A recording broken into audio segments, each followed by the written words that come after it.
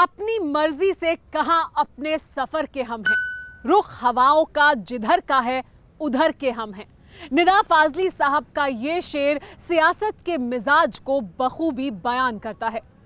लेकिन बंगाल की राजनीति में रुख बनाने का बड़ा काम कैडर पॉलिटिक्स का है। जिसके पक्ष में मजबूत कैडर है वही बंगाल की सत्ता पर काबिज होता है। ये बात लेफ्ट भी बखूबी जानता है और दीदी भी। लेकिन पिछले कुछ बरसों के दौरान बंगाल में बीजेपी तेजी से उभरी है और अब तृणमूल के ईंट और रोड़े को जोड़कर बीजेपी अपनी सियासी ख्वाहिशों को हवा देने की कोशिश कर रही है। और फिर बीजेपी के पास नरेंद्र मोदी जैसे करिश्माई नेता भी हैं जो हवाओं का रुख मोड़ने का मादा रखते हैं। टेली सीरीज के इस एपिसोड में देखिए लहर, पोलराइजिंग द पीपल।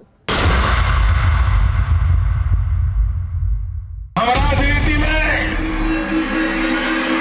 बदले की भावना से नहीं आए, हम बदलाव के लिए आए हैं। राजनीति में जमीन खिसकना क्या होता है अगर किसी को समझना हो तो दीदी की बौखलाहट, दीदी का गुस्सा इतने से ही समझ सकता है। अभी तो बीजेपी ने सिर्फ स्ट्रेटजी बनाई है। भारतीय जनता पार्टी जिंदाबाद, भारतीय जनता पार्टी जिंदाबाद, मोदी जी जिंदाबाद, मोदी जी जिंदाबाद। कैडर को एक्टिव किया है, पार्टी प्रेसिडेंट और चाणक्य को बंगाल भेजा।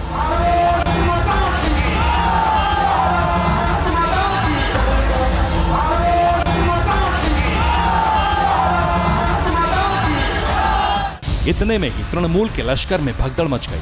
अभी तो उस शख्स की चुनावी एंट्री बाकी है जो मौजूदा सियासत का सबसे बड़ा गेम चेंजर है, नरेंद्र दामोदर दास मोदी। 11 जनवरी को पीएम मोदी कोलकाता पहुंचे थे, लेकिन इस यात्रा का मकसद सियासी नहीं था। 12 जनवरी को स्वामी विवेकानंद की जयंती थी। मोदी उन्हें नमन करने बेलूर मठ पहुंचे। बेलूर में रात्रि विश्राम करने वाले मोदी पहले प्रधानमंत्री थे।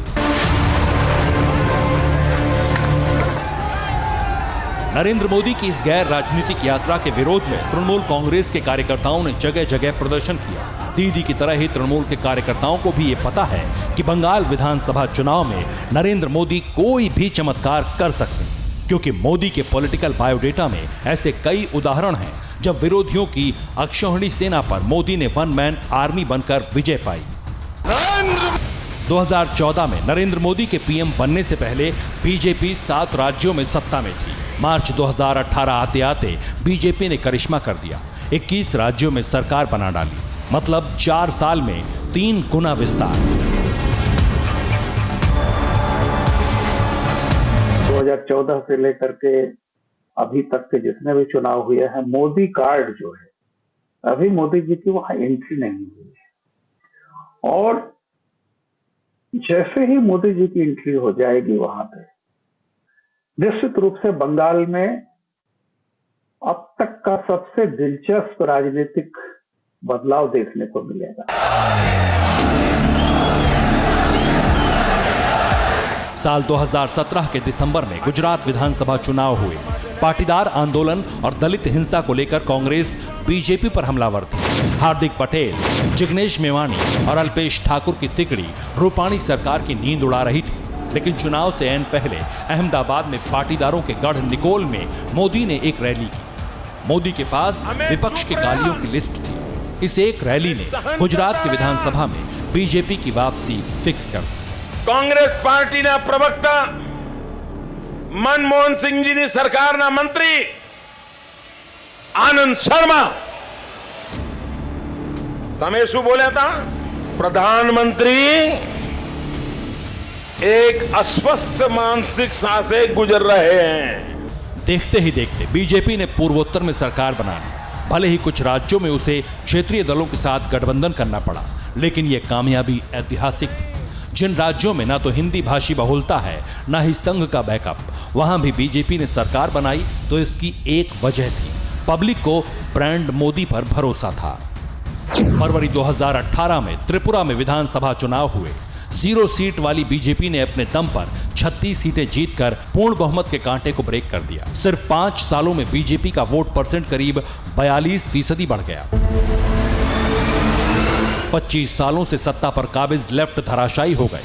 मोदी लहर में जाति, धर्म और विचारधारा की दीवार जमींदोज हो गई। पॉलिटिकल पंडित भी ये चमत्कार पचा नहीं पा रहे थे। किसी को यकीन नहीं हो रहा था कि अकेला चना भाड़ भी फोड़ सकता है। ये करिश्मा मोदी का था, लेकिन एक स्वयंसेवक होने के नाते मोदी हर जीत बीजेपी के कार्यकर्ताओं को समर्पित करते हैं। को प्रेरित करती है। बिहार में भी नीतीश की अलोकप्रियता को ब्रांड मोदी ने एक मौका और दिलाया। मोदी पर विश्वास ने नीतीश पर अविश्वास को ढक लिया। बिहार से मिला जोश बंगाल में असर कर रहा है। बीजेपी का काफिला लगातार बढ़ रहा है। चुनाव कोई जीते कोई हारे, वो बंगाल की जनता फैसला करेगी। लेकिन नरेंद्र मोदी जब बंगाल में गरजेंगे तो डर हर विरोधी को जरूर लगेगा।